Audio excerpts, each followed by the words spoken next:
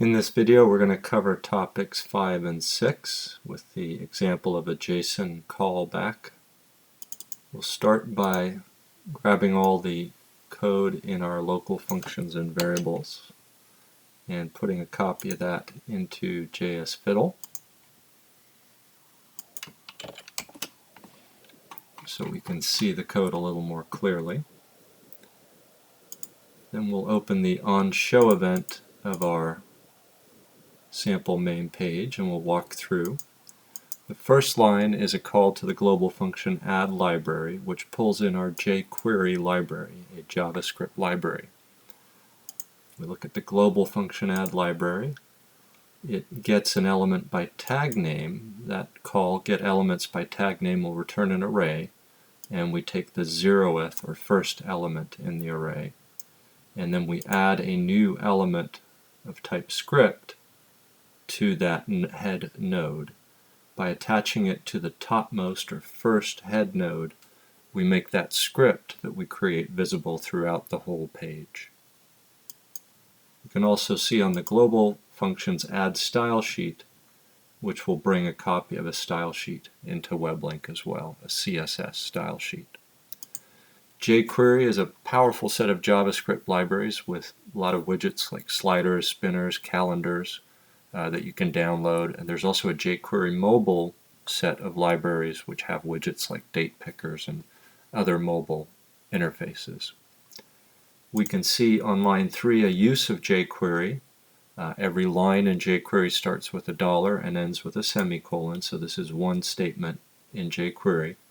And what it does is it says when the document fires the ready event, process this inline function, which will set a local variable called pageLoaded true and call the local routine setLoc, which is part of our extra credit exercise.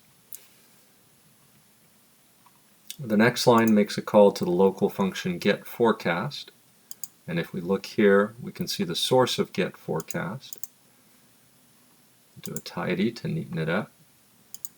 We can see that it uses a jQuery call to getJSON, which issues a call to a URL that we've provided up above. It's an API on the net, a REST API. It will pass a latitude and longitude and then do a callback, JSONP callback, where the data will be, JSON data will be returned to the page, and this function will be invoked at the time the data is returned. The function builds up a string of HTML using the returned weather data and then puts that information on the screen in an element called weather with an ID equal weather. So if we look at our page, we can see here label 0, ID equals weather. That's where our weather forecast is going to get written to by the JSON callback to darksky.net REST API. So let's go ahead and fire that.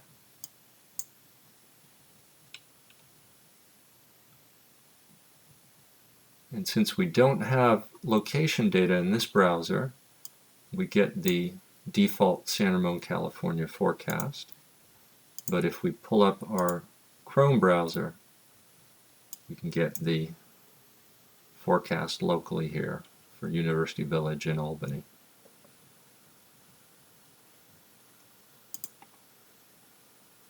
The main takeaway from this section is how to set up an AJAX asynchronous callback using the example. And in the extra credit exercise, which we've already done here on the page, we ask the user to add a second label with ID of city name, where we'll use a geocoding API on the web to find out what the name of our location is. We can see a working example of this code in JSFiddle. Down here we have our function setLoc, and it checks if there's geolocation services available in the navigator. It fires an inline function that issues a getJSON, jQuery getJSON call to the geonames API to find a place name using the latitude and longitude. The callback function is similarly inline here, and it writes to the city name element on the screen.